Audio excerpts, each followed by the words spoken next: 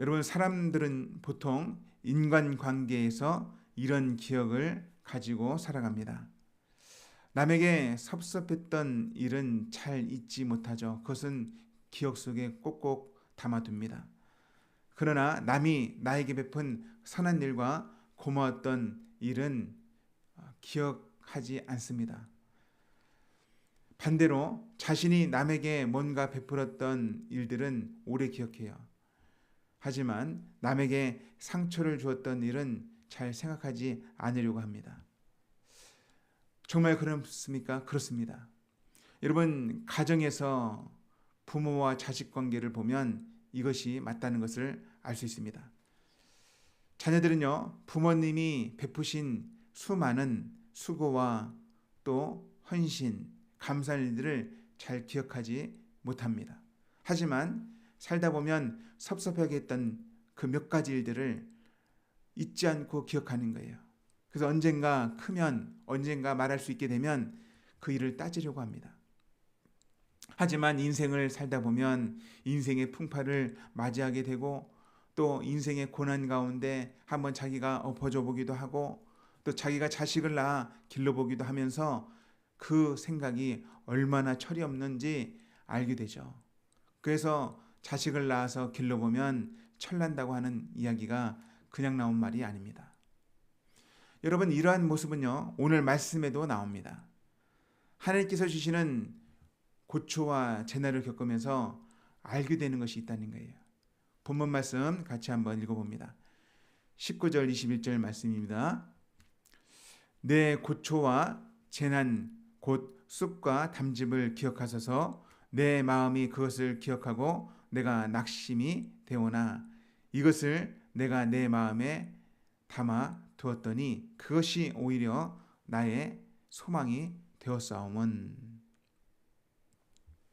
여러분, 시인은요, 하나님께 자신이 당하는 괴로움, 쓰디쓴 고통, 쓰라림을 기억해달라고 호소합니다. 이 시인은 예레미야죠.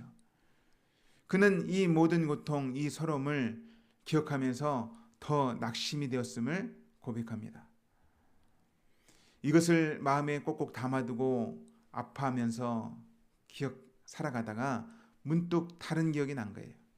어떤 기억입니까? 하나님에 대한 기억입니다. 그는 하나님이 어떤 분인지 기억하고 그분이 베푸신 은혜를 생각하며 소망을 발견합니다. 그래서 갑자기 이와 같은 글을 적은 것입니다. 우리가 잘 알고 있는 말씀이죠.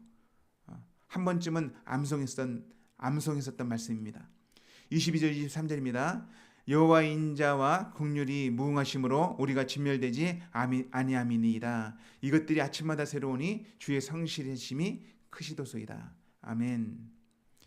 자기가 당하고 있는 재난만 생각하고 하나님께 섭섭했는데 그게 아니었던 것이죠. 그것을 섭섭함을 마음에 담아두고 있다가 고통스러움을 내 마음에 담아두고 있다가 문득 하나님께서 베푸신 은혜가 얼마나 큰지 하나님의 사랑이 끊임없이 베풀어졌다는 것을 발견한 것입니다. 여러분, 이스라엘 백성들은요, 이집트에서 노예로 430년 있었어요. 그곳에서도 하나님의 은혜가 있었습니다. 하나님은 그 노예 생활하고 있는 그들을 기억하셨습니다. 그곳에서 그들은 진멸되지 않았습니다. 이후에 하나님께서는 이집트에 모세를 보내서 그들을 구원하기로 하십니다. 고통 가운데 부르짖고 살았던 그들에게 큰 기적과 은혜를 베풀어 주셔서 그들은 죽음의 심판에서 건짐을 받았고 홍해 바다 사이를 마른 땅을 밟으며 그들은 이집트 땅에 나오게 되었습니다. 자유를 얻었죠. 그리고 시내산에서 하나님과 언약을 맺었습니다. 하나님의 거룩한 백성이 되었습니다. 하지만 그들은 어떻습니까? 그들은 언약을 맺고 바로 그들은 금송아지를 만들기도 했습니다. 금송아지를 만들어서 이것이 우리를 인도한 하나님이라고 엉뚱한 이야기를 했죠. 그 이후에도 광야를 향해 나갈 때도 그들은 계속 불만과 불평을 했습니다. 이집트로 돌아가자고, 모세 말고 다른 사람을 세워서 돌아가자라고 말하기도 했죠. 약속의 땅에 들어가지 않겠다라고, 거기는 우리를 진멸하는 땅이라고, 이런 말도 했습니다. 이런 말은 계속 반복되세요. 마치 오늘날 그리스도인들이 하나님을 믿다가 인생의 고난을 당하고 아픔을 겪으면 이런 비슷한 고백을 하기도 합니다. 문제 해결, 또 이 문제가 해결되도록, 이 아픔이 해결되도록 고백하면서 천국보다 이 문제 해결에만 집중하는 것을 보게 되죠.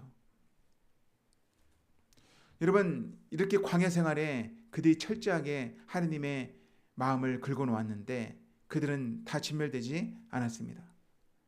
그들은 약속의 땅에 들어갔습니다. 그들은 약속의 땅에 들어가서도 이와 같은 일은 계속 반복되었죠. 사사기 시대, 왕정 시대를 한번 보십시오. 흑암이 가득합니다. 사사기 시대를 한번 보십시오. 계속해서 반복합니다. 하나님께 돌아서고 하나님을 떠납니다. 우상을 향해 나갑니다. 그때마다 하나님께서는 민족을 일으키고 다른 나라를 보내셔서 채찍을 내리지만 그들은 잠시 돌아왔다가 다시 하나님을 배반하고 돌아섰습니다. 왕정시대도 마찬가지입니다. 이 왕정시대의 마지막이 이 예레미야에게가 쓰여지는 것 아닙니까? 하지만 중요한 것은요, 하나님의 징계가 내려졌지만 완전히 진멸되지 않았다는 거예요. 이것이 무엇을 말해주는 것입니까? 하나님의 본심은 심판이 아니라는 거예요. 하나님께서 징계를 내리지만 하나님께서 원하시는 것은 그들이 옳게 하나님의 백성답게 거룩하게 살아가는 것입니다. 거룩하게 살아가는 게 뭡니까? 정말 행복하게 살아가는 거예요.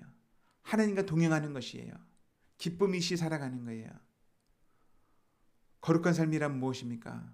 평안이 충만한 것입니다. 이게 거룩한 삶이에요. 아주 구체적인 삶입니다. 세상과 구별되지만 참된 행복이 있고 기쁨이 있고 평안이 있는 삶, 이것이 거룩한 삶인 줄 믿으시기 바랍니다. 이것을 기억한 예레미야는 하나님의 한결같은 사랑, 긍휼이 무궁하다는 것을, 하나님의 사랑과 긍휼이 끝이 없다는 것을 노래한 것입니다. 세 번역으로 3장 23절 읽어드리면, 주의 사랑과 긍휼이 아침마다 새롭고 주님의 신실이 크십니다. 아멘. 여러분, 우리의 자녀들이 말을 듣지 않고 완전히 빗나간 길을 갈 때 우리는 어떤 생각을 하게 됩니까? 우리는 이런 생각을 할 거예요. 인생의 작은 고난을 만나고 또 자기보다 힘센 사람, 자기보다 더 똑똑한 사람, 자기보다 더 강한 사람 만나서 혼쭐이 좀 나고 정신을 차리기를 바랍니다. 하지만 너무 큰 혼쭐은 아니고 적당히 혼쭐 나고 돌아올 수 있다면 그렇게 되기를 바라는 거 아닙니까? 부모의 본심은 무엇입니까? 괴로움을 겪는 게 아니에요. 자녀들이 괴로움을 겪는 것이 본심이 아니라 옳게 잘 사는 게 본심이죠. 여러분, 오늘 본문에 나타나는, 그리고 구약성경에 나타난 하나님의 본심이 이렇습니다. 하나님의 본심은 하나님의 백성들이 괴롭고 고난을 받는 것이 아니라 그 고난을 통해서 바른 길로 돌아오는 것이에요.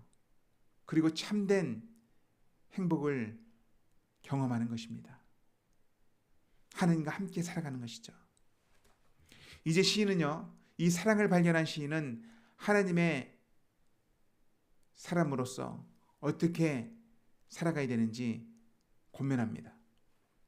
하나님을 자기의 기업으로 삼다고 고백할 뿐 아니라 그분을 바라라고 말합니다. 24절입니다. 내 심령에 이르기를 여호와는 나의 기업이시니 그러므로 내가 그를 바라리라 하도다. 하나님만을 기업으로 삼는 거예요. 이 땅을 기업으로 삼는 게 아니라, 이 세상의 재산을, 이 세상의 땅을 기업으로 삼는 게 아니라 하나님이 나의 기업이십니다. 내가 하나님을 바랍니다. 하나님만을 바랍니다. 이제 그는 사람들에게 이런 교훈도 합니다. 25절 26절입니다.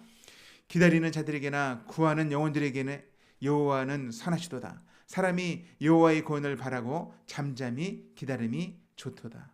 아멘. 그가 뭐라고 고면합니까? 하나님을 기다리라. 하나님을 구하라. 그 하나님은 선한 분이라고 알리고 있습니다. 구원을 바라면서 잠잠히 기다릴 것을 고면하는 것이죠. 여러분, 오늘 말씀을 통해서 기억해야 될 것은 무엇입니까? 하나님의 본심이에요. 예레미야가 3장 31절 33절 제가 말씀을 읽어드립니다. 주님께서는 우리를 언제까지나 버려두지는 않으신다. 주님께서는 우리를 근심하게 하셔도 그 크신 사랑으로 우리를 불쌍히 여기신다. 우리를 괴롭히거나 근심하게 하는 것은 그분의 본심이 아니다. 아멘. 여러분, 하나님의 본심을 우리가 잘 기억해야 될 줄로 믿습니다. 언제 이 본심이 깨달아지게 되었습니까? 고난 중에요. 고난 중에, 고초 중에 하나님의 본심을 알게 된 것입니다. 철없는 자녀가 인생의 역경을 만나고 어려움 속에서 부모님의 사랑을 알게 되듯이, 부모님의 본심을 깨닫게 되듯이, 하나님의 백성들도 인생의 고난 가운데 하나님의 본심을 알게 되는 것입니다. 우리 대신 고난을 받으신 예수님을 오늘 이 새벽에도 기억했으면 좋겠습니다. 그가 찔림은 우리의 허물 때문이요, 그가 상함은, 매맞음은 우리의 죄악 때문이라. 그가 징계를 받음으로 우리는 평화를 누리고 그가 채찍에 맞음으로 우리는 남을 입었다. 여러분, 예수님의 사랑이 어떠합니까? 우리가 아직 죄인되었는데 철부지처럼 방황의 길을 가는데, 하나님을 부정하고 부인하는데 예수님은 우리를 위해서 채찍에 맞으시고 십자가에 달리시고 우리에게 하나님의 사랑을 보여주셨다는 것을 우리는 알고 있습니다. 그 사랑을 잊지 맙시다. 그 사랑을 다시 한번 살펴봅시다. 인생의 역경이 있다 할지라도, 인생의 어려움이 있다 할지라도, 인생이 내 마음대로 되지 않는다 할지라도 이 사랑을 다시 기억하고 다시 힘을 냅시다. 하나님이 견디라고 하는 그 메시지를 우리가 오늘 이 시간에 받읍시다. 하나님, 예수님의 고난을 기억하고 내가 내 인생에 있는 잘 이해하지 못하는 애매한 고난도 내가 버티기를 원합니다. 내 인생에 있는 내 뜻대로 되지 않은 일들, 그것 때문에 낙심하고 하나님께 내 고통을 기억해달라고 부르짖을 뿐만 아니라, 하느님, 내가 이 고난 가운데 하나님의 마음을 더 이해하게 되었습니다. 예수님의 그 고난의 십자가를 더 이해하게 됐습니다. 감사합니다. 이런 감사가 나오는 저와 여러분이 되기를 축원합니다. 오늘 말씀 가지고 한번 기도하겠습니다. 오늘 말씀 가지고 기도할 때, 하나님, 오늘 고난 중에 발견된 하나님의 놀라운 사랑, 하나님을 소망으로 삼고 승리하는 인생을 살아가기 원합니다. 내 고난을 기억해 주십시오 라고 기도로 끝나는 인생이 아니라, 하나님, 고난 중에 하나님의 진심을 발견했습니다. 하나님을 소망으로 삼습니다. 하나님의 긍휼하심이 끝이 없음을 내가 기억합니다. 내 인생 어릴 때부터 지금까지 하나님께서 내 인생 가운데 베푸신 사랑을 내가 잘 기억하기 원합니다. 섭섭했던 것만, 내 인생의 어려운 일들만 생각하고 하나님께 섭섭함을 고백하는 게 아니라, 인생 가운데 진멸하지 아니하시고 방황 가운데 진멸하지 아니하시고 나를 맞아주신 그 하나님을 내가 찬양하나이다, 이렇게 고백하는, 그리고 이렇게 찬양하는 기도 시간이 됩시다. 우리 주여 부르고 기도하겠습니다. 주여.